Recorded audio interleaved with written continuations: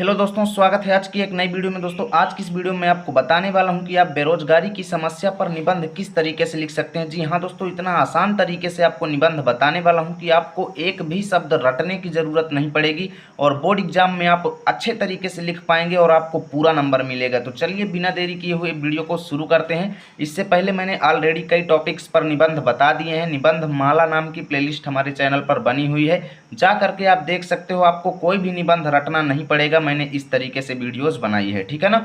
तो चलिए शुरू करते हैं आज की इस वीडियो को। आपको पूरा निबंध अच्छे तरीके से बताते हैं और देखिए इसी तरीके से बोर्ड एग्जाम में सेम आपको लिख करके आना है, कोई भी चेंजेस नहीं करना है। आपका पूरा अंक मिलेगा, एक भी नंबर नहीं कटेगा। देखो तो किसी भी टॉपिक पर हमें निबंध लिखना है बोर्ड एग्जाम में, ठीक है ना। सबसे पहले मेन बात सुनो, किसी भी टॉपिक पर आपको निबंध लिखना है तो इस तरीके से हाईलाइटेड एग्जाम में कॉपी पर लिख देंगे, ठीक है ना। नीचे अंडरलाइन कर देंगे। ध्यान दीजिएगा, एग्जाम में लाल पेन का उपयोग नहीं करना है। मैंने यहाँ पर लाल पेन का यूज किया है ताकि आपको अच्छे से सब कुछ सजावटी दिखे, ठीक है ना।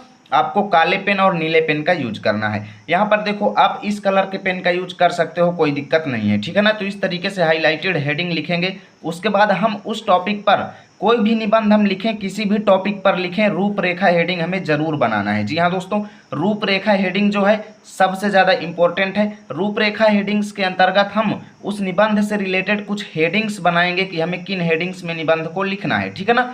और इन हेडिंग्स में प्रस्तावना हेडिंग सबसे इंपॉर्टेंट है, यानी कि कोई भी टॉपिक पर निबंध लिखेंगे तो प्रस्तावना हेडिंग आपको जरूर लिखना है, ठीक है ना। पहली बात तो रूपरेखा हेडिंग रहेगी, उसके बाद यहाँ पर पहली हेडिंग प्रस्तावना जरूर रहेगी, ठीक है ना। उसके बाद आगे आने वाली हेडिंग्स को आप इससे रिलेटेड लिखेंगे और सबसे लास्ट हेडिंग जो रहेगी वो उपसंहार जरूर रहेगी, ठीक है ना। उपसंहार हमारी सबसे लास्ट हेडिंग रहेगी, ध्यान दीजिएगा। यानी कि पहला रूपरेखा, उसके बाद प्रस्तावना और बीच में हम उस टॉपिक से रिलेटेड हेडिंग्स लिखेंगे, अंतिम में हम उपसंहार हेडिंग डाल देंगे, ठीक है ना। तो जैसे यहाँ पर देखो हमने सबसे पहले रूपरेखा लिखा, फिर प्रस्तावना लिखा, उसके बाद बेरोजगारी का अर्थ हेडिंग हमने डाल दिया, ठीक है ना।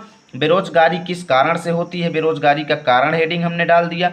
बेरोजगारी को रोकने के उपाय क्या हैं, ये हेडिंग हमने डाल दिया। और उपसंहार हेडिंग हमने सबसे लास्ट में डाल दिया, ठीक है ना। यहाँ पर देखो बेरोजगारी की समस्या से रिलेटेड हम सबसे पहले यहाँ पर प्रस्तावना में कुछ बातें लिखेंगे, ठीक है ना, कि हमारे भारत के लिए किस तरीके से एक अभिशाप के समान है, ठीक है ना। तो वो चीज़ें हम यहाँ पर लिखेंगे, उसके बाद इन हेडिंग्स में जाएंगे। तो इतना लिखने के बाद सबसे पहले अब हम यहाँ पर नंबर 1 पर प्रस्तावना हेडिंग डाल देंगे, ठीक है ना। तो यहाँ पर देखो कैसे लिखेंगे, बेरोजगारी की समस्या हमारे देश की एक प्रमुख समस्या है, ठीक है ना। इसी तरीके से आपको भी बना करके लिखना है, एक भी चीज़ें रटना नहीं है। बेरोजगारी की समस्या हमारे देश की एक प्रमुख समस्या है, यह दिन प्रतिदिन बढ़ती ही जा रही है। देखिए कितना सिंपल मैंने यहाँ पर लिखा है, ठीक है ना। इससे एक और गरीबी भूखमरी तो दूसरी ओर युवकों में आक्रोश तथा अनुशासनहीनता को भी बढ़ावा मिलता है। इसका मतलब ये है कि भैया बेरोजगारी की वजह से गरीबी भी आती है, भुखमरी भी आती है, तो दूसरी तरफ युवक लोगों में गुस्सा भी छाया हुआ है और उनका अनुशासन जो है वो भंग हो रहा है, ठीक है ना। क्योंकि होता क्या है कि जब बेरोजगारी आ जाती है तो भाई एक व्यक्ति जो है कम रेट पर काम करने लगता है ना। कोई व्यक्ति सोचता है कि जब तक पूरा रेट नहीं मिलेगा तब मैं काम नहीं करूंगा, और वहीं पर दूसरे कंपटीशन वाले क्या करते हैं, कम पैसे पर जाकर के काम कर देते हैं, तो उनका अनुशासन यहाँ पर भंग हो जाता है। यानी कि इससे एक और गरीबी तो दूसरी ओर युवकों में आक्रोश तथा अनुशासनहीनता को भी बढ़ावा मिलता है। चोरी डकैती हिंसा एवं आत्महत्या आदि अनेक समस्याओं का मूल कारण बेरोजगारी है। अब देखो भाई, जब बेरोजगारी की समस्या आ जाती है तो युवक अपने घर का खर्च चलाने में मजबूर हो जाता है, ठीक है ना। तो होता क्या है, उसे कुछ भी करना पड़ता है भाई, घर का खर्च चलाने के लिए उसे चोरी भी करनी पड़ती है, डकैती भी करनी पड़ती है, हिंसा एवं आत्महत्या भी लोग कर लेते हैं, ठीक है ना। तो वही चीज़ यहाँ पर लिखना है कि अनेक समस्याओं का मूल कारण बेरोजगारी है। चाहे तो आप इसे और डिटेल में लिख सकते हैं, लेकिन एग्जाम में आपका टाइम सबसे इंपॉर्टेंट है, ठीक है ना। इसलिए मैं टाइम को देखते हुए बता रहा हूँ कि कैसे आपको एग्जाम में लिखना है। इतने में आपका जो है पूरा अंक मिलेगा, ठीक है ना। बेरोजगारी का अर्थ अगली हेडिंग हम डाल देंगे। जैसे यहाँ पर देखें तो हमारी नेक्स्ट हेडिंग है बेरोजगारी का अर्थ, तो यहाँ पर हम अगली हेडिंग डाल देंगे बेरोजगारी का अर्थ, ठीक है ना। यहाँ पर ध्यान दीजिएगा, काले पेन से डालिएगा। जब कोई योग्य तथा काम करने के लिए इच्छुक व्यक्ति, यानी कि बेरोजगारी है क्या, उसका अर्थ यहाँ पर बताएंगे। जब कोई योग्य तथा काम करने के लिए इच्छुक व्यक्ति प्रचलित मजदूरी पर काम करने के लिए तैयार हो, यानी जो रेट चल रहा है, जैसे हम लोगों के यहाँ मिस्त्रियों का रेट चलता है 600 रुपये पर डे का, तो उस हिसाब से जो है प्रचलित मजदूरी पर काम करने के लिए तैयार हो कोई योग्य मिस्त्री और उसे काम न मिले। कोई ऐसा ही व्यक्ति हो जो कम मतलब प्रचलित रेट पर तैयार हो पर उसे काम न मिले, तो ऐसी अवस्था क्या कहलाती है, बेरोजगारी कहलाती है। जैसे अब आप लोग युवक अवस्था में जा रहे हैं और आपको काम न मिले, चूंकि आप काम करने के योग्य हैं, तो वहाँ पर आपको बेरोजगार कहा जाएगा, ठीक है ना। बालक हो गए, जैसे यहाँ पर 11-12 साल के लड़के हो गए, ठीक है ना, वृद्ध हो गए, अक्षम हो गए यानी जो रोगी वगैरह हैं, एवं अपंग व्यक्तियों को बेरोजगारों की श्रेणी में नहीं रखा जा सकता, क्योंकि वो काम करने के योग्य नहीं है। यानी जो व्यक्ति काम करने के योग्य नहीं है उनको बेरोजगार नहीं कहा जाएगा। बेरोजगार वो होगा जो काम करने के योग्य है पर उसको काम नहीं मिलता, ठीक है ना। चलिए चलते हैं नेक्स्ट पेज पर। तो उसके बाद देखिए दोस्तों, यहाँ पर हमने अगली हेडिंग डाल दिया है बेरोजगारी का कारण। यानी रूपरेखा में हमने जितनी हेडिंग्स बनाई थी बारी बारी से उसी को लिखेंगे और उसके अंदर हम चीज़ों को व्यक्त करेंगे, ठीक है ना। तो बेरोजगारी का कारण हेडिंग है, देखिए इसके अंदर हम क्या क्या लिखेंगे। बेरोजगारी के कुछ प्रमुख कारण इस प्रकार हैं, ठीक है ना।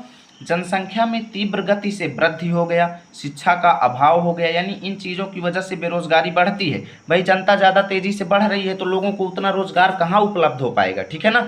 शिक्षा का अभाव मतलब लोग पढ़े लिखे नहीं है भैया, कोई किसी के 10 बच्चे हैं, किसी के 12 बच्चे हैं, किसी के 15 बच्चे हैं, तो ये पुराने ज़माना के लोगों की वजह से सब हुआ है, ठीक है ना। तो वही चीज़ बता रहे हैं कि शिक्षा का अभाव हो गया, जनसंख्या में तीव्र गति से वृद्धि हो गया, वैज्ञानिक उपकरणों का अधिक मात्रा में उपयोग हो रहा है, ठीक है ना। अनेक प्रकार की मशीनों का निर्माण हो रहा है, यानी जैसे जेसीबी बनाई गई।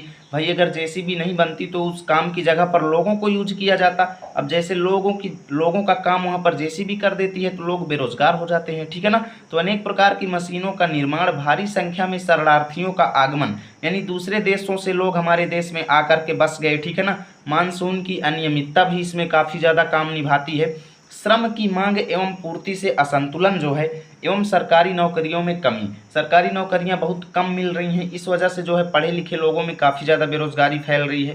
तो इतने कारण आपको बता देना है, काफ़ी ज़्यादा हैं इतने, ठीक है ना। उसके बाद देखिए अगली हेडिंग हम लिखेंगे बेरोजगारी को रोकने के उपाय, कि भैया बेरोजगारी किस तरीके से रोकी जा सकती है, उस पर हम अपने कुछ सुझाव देंगे। जैसे देखिए बेरोजगारी को दूर करने के लिए निम्न तरीके अपनाना चाहिए। क्या क्या, जैसे देखो, जनसंख्या वृद्धि पर नियंत्रण करना चाहिए, परिवार नियोजन को विस्तारित करना चाहिए, यानी परिवार नियोजन का ज्ञान प्रत्येक व्यक्ति को होना चाहिए, ठीक है ना। शिक्षा को विकसित करना चाहिए, कुटीर उद्योगों का विकास करना चाहिए, यानी प्रत्येक घर में अपना घर का धंधा स्वयं सब लोगों को सोचना चाहिए, ठीक है ना। देश में व्यापक स्तर पर औद्योगिकरण शुरू करना चाहिए, यानी देश में अनेक उद्योग धंधे खोले जाने चाहिए, ठीक है ना।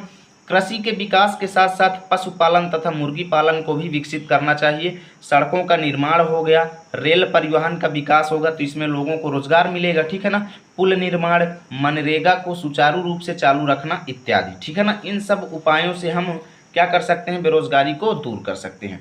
अब देखो लास्ट जो हेडिंग रहेगी हमारी उपसंहार, इसमें हम क्या करेंगे, अपने सजेशन व्यक्त करेंगे, यानी बेरोजगारी की समस्या पर हमारे क्या सुझाव हैं, प्रत्येक व्यक्ति के प्रति, सरकार के प्रति हम क्या सुझाव देना चाहते हैं, ठीक है ना। तो यहाँ पर हम लिखेंगे कि बेरोजगारी को दूर करने के लिए हमें एकजुट होकर प्रयास करना चाहिए एवं कम दरों पर काम नहीं करना चाहिए। हमें स्वयं का छोटा धंधा शुरू करके लोगों को रोजगार देना चाहिए, ठीक है ना। तथा बहुत ही ज़रूरत पड़ने पर मशीनों का उपयोग करना चाहिए, ज़्यादा से ज़्यादा मजदूरों को रोजगार देना चाहिए। इन सब तरीकों से हम बेरोजगारी की समस्या को दूर कर सकते हैं, ठीक है ना। तो इस तरीके से पूरा निबंध मैंने आपको बताया, ऐसे ही एग्जाम में लिखिएगा, पूरा नंबर आपको मिलेगा। देख सकते हो इतना ये पेज भर गया और एक पेज पूरा हमारा ये भर गया और एक पेज इधर हमारा पीछे तरफ भर चुका है, ठीक है ना। यानी कि 2-2.5 पेज हमारा निबंध हो गया, इसमें हमारा एक भी अंक नहीं कटेगा। तो उम्मीद करता हूँ वीडियो अच्छी लगी होगी। इसका पीडीएफ चाहिए तो Telegram channel learn with RP join कर लीजिएगा, वहाँ पर पीडीएफ मिल जाएगा। मिलेंगे आपके साथ नए वीडियो में, तब तक के लिए जय हिंद जय भारत।